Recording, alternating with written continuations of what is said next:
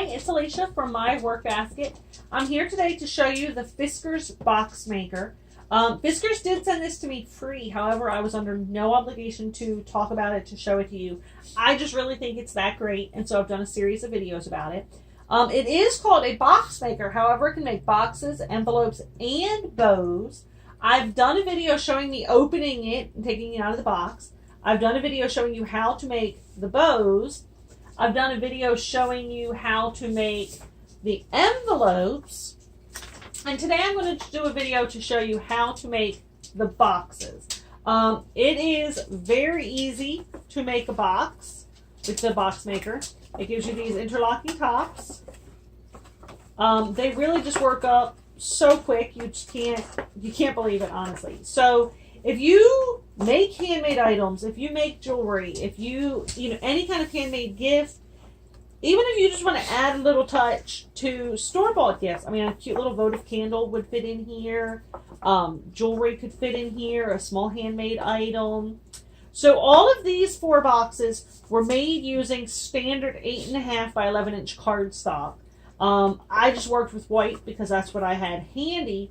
But obviously they'd be very cute done in a patterned cardstock. A glittery cardstock would look very amazing. And you can do larger boxes. It does take up to a 12-inch paper. A 12-inch paper will make you a 4 by 4 inch box, and I'll kind of explain that. It does have the pop out to make it easier to do large paper. So to do it as a box maker, it has these measurements. And what happens is, if you know you need a certain size box, you can do them out. So if you know you need a 4-inch box, it's going to take a 12-inch piece of paper.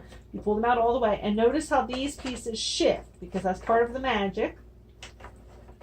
So what you can do, or what I have done for the sake of demos, is this piece of paper is 8.5 inches. So I could make a box that is 2 inches by 3.5 inches, which is about what I did here. Or I can kind of make a box that's 3.5 by 2 inches. I can make, kind of shift them around evenly, a 3 by 2 box. So, if you just kind of know you have a certain size paper and you want to decide what kind of box to make with it. Like I said, that's kind of what I've done here. However, I can't make any box that's 4 inches because it's just too big for my paper size. So I'm going to pick a box size randomly that makes an 8.5 inch piece of paper. It's just going to be a 3 inch by about a 2.5 inch box that uses an 8.5 inch piece of paper. I'm going to pull out my stylus. A quick tip for the stylus is that it is triangular, and you can kind of shove it in there any direction that you want. However, if you notice it has this straight line on just one side, that is the top. And so if you put that in going up, you'll be able to pop it out with just a fingernail and be ready to go. If you accidentally shove it in at any other angle, it will go in. However, you'll need pliers to get it back out. As you can see, I've discovered that the hard way. So let's get started. So I've got my stylus. I've got my 8.5 inch piece of paper. Notice how this piece moved, because that's where some of the magic comes in. I'm going to line it up with that piece that sticks up. I'm going to push it down. And I'm going to score 3 times. Now, of the things to make with this box maker, the box is one of the more complicated. It definitely takes more folding and all of that than the envelope. However, whereas the envelope comes with a separate estimator guide, this one's built in, and it also has the instructions right here. So I'm going to punch one corner. I'm going to do my 3 score lines.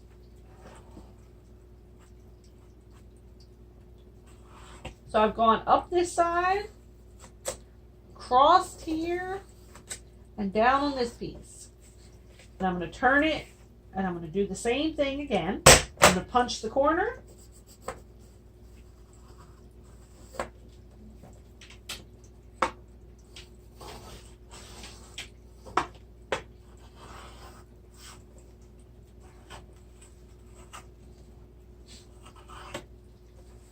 Okay. Now, one thing I'll notice, I'm going to point out, is that every once in a while it shifts a little bit easily.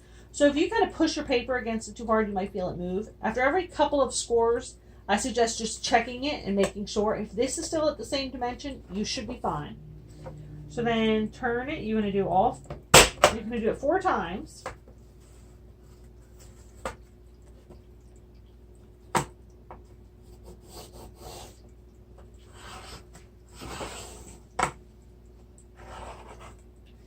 course, the better you make your score lines now, the easier it's going to be to fold up your box later. So I just kind of go back and forth, get a nice smooth score.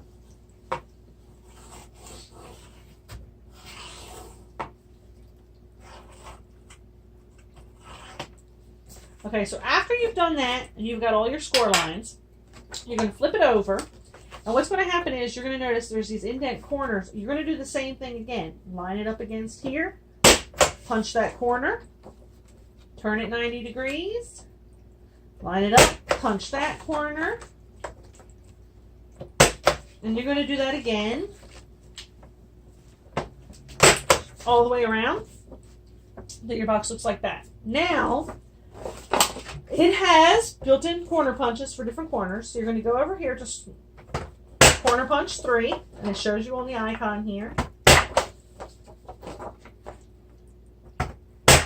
You're going to line it up,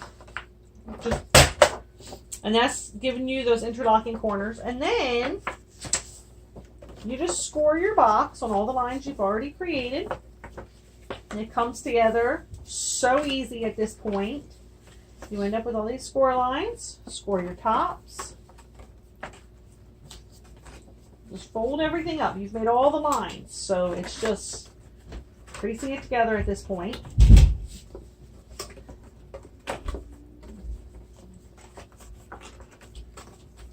And then all you do is fold it up, line up your corners. I think my son is wrestling upstairs. I'm sorry if you hear that rumbling. So you just line up those corners, and then just like that, you've got that nice little box. Make a little bow out of some scrap paper to glue on there, and you've got the perfect gift box. So again, this is the Fiskars Boxmaker.